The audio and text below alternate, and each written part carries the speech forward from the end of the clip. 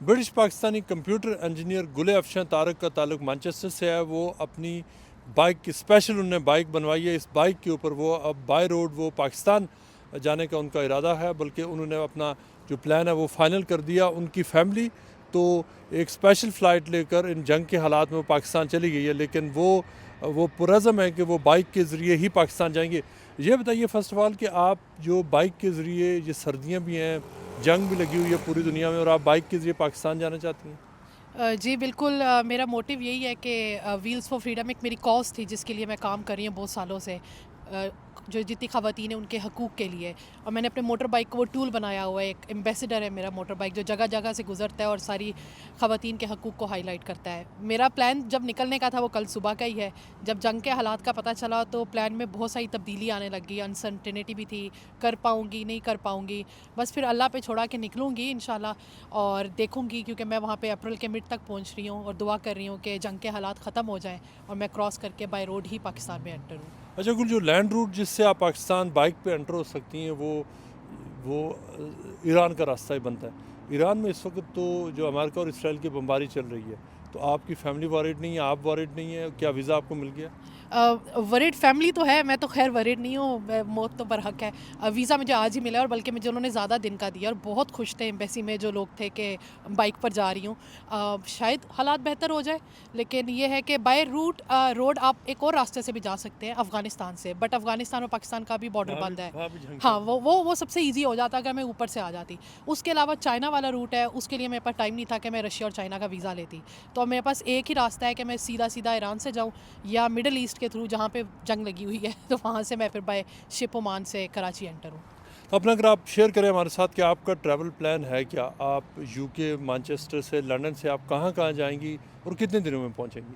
मेरा जो ट्रिप का आगाज़ हुआ था वो अक्टूबर में हुआ था पिछले साल, जो कि मैंने NC 500 स्कॉटलैंड जो बिल्कुल टॉप नॉर्थ है यूके का, वहाँ से स्टार्ट किया और अब मैं नीचे पूरा कवर करती हुई आई हूँ। और यहाँ से अब मैं जा रही हूँ पाकिस्तान। सबसे पहले यहाँ से मैं फ्रांस जाऊँगी, क्योंकि यूके से टनल से आप जा सकते हैं। उसके बाद मेरा स्विट्ज़रलैंड है, इटली से फेरी लेके मैं ग्रीस जाऊँगी, ग्रीस से मैं तुर्की एंटर होंगी, थ्रू आउट तुर्की इस्तांबुल से अंकारा से होते हुए मैं ईरान के बॉर्डर तक जाऊँगी। और फिर अगर ईरान के हालात ठीक हुए तो फ़ौर आगे चली जाऊँगी, वरना जॉर्जिया में मैं अपना मोटर बाइक पार्क कर दूँगी। और उसके बाद? फिर बाय एयर जाऊँगी ये बाइक ही लेके अपने साथ, या प्लान सी यही है कि अगर कुछ भी जब आप पाकिस्तान में होती हैं, अब तो वहाँ पे काफ़ी सेफ्टी के हवाले से, मैं ये आप पाकिस्तान में वहाँ पर आप पूरे पाकिस्तान के अंदर मुख्तलिफ शहरों में है आपके प्लान वहाँ पे अपने बाइक के ऊपर? जी, पाकिस्तान तो मैंने बहुत बार कवर किया है। बहुत साल मैं चलाती रही हूँ बाइक, और अभी भी ये प्लान है कि मैं कराची से स्टार्ट करूँगी और लाहौर में मैं एंड करूँगी। पूरा जो मेरा सिंध का पार्ट है और जो पंजाब का पार्ट है साउथ वाला, वो सारा करते हुए मैं लाहौर में एंड करूँगी, और इन द एंड मैं इस्लामाबाद भी जाऊँगी। पर जो मेरी एंडिंग है, डेस्टिनेशन है, वो मेरी लाहौर है। ये बताएं कि जो जो बाइकर्स की एक अपनी कम्युनिटी होती है, उनकी एक अपनी दुनिया होती है, और वो उसमें बड़ा फोकस रहता है। हम देख रहे थे कि यहाँ आप जितने भी इंटरनेशनल बाइकर्स इस कैफ़े पे आए हैं, बड़ा खुश हैं कि आप पाकिस्तान जा रही हैं। एक अपनी वो वाइब उनकी होती है, लेकिन क्या ये जो फैमिली लाइफ है उससे कोई कहीं पर कोई कॉन्फ्लिक्ट नहीं करती कि इसकी भी एक अपनी तरह की एक कमिटमेंट चाहिए होती है, फिर फैमिली जॉब? बिल्कुल पैशन की बात है सारी। स्पोर्ट्स में तो सारा पैशन का ही गेम है। अब मेरा पैशन है, मैं टाइम मैनेज करती हूँ, जब मौसम अच्छा होता है मैं राइडिंग करती हूँ।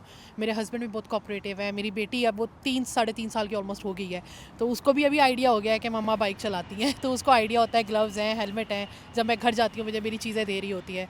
तो ये सारी बस सोच की बात है। जिस तरह आप अपने बच्चों की भी तरबियत करें, उन्हें नज़र आए, तो वो एक्सेप्ट करते हैं, एक्सेप्टेंस फिर हो जाती है ऑटोमेटिकली। आपने राइट्स की बात की थी, वो कौन से एरियाज़ हैं ख़वातीन के हुकूक़ के हवाले से जिनको आप हाईलाइट करती हैं बाइक राइडिंग के ज़रिए? सबसे ज़्यादा खैबर पख्तूनख्वा, क्योंकि मैंने शादी भी सवात में की है और मैंने उन दिनों में मैंने ट्रैवल वहाँ किया था जब वहाँ पे तालिबान का जो था वो ख़त्म हो रहा था। न्यू ऑपरेशन एंड हुआ था।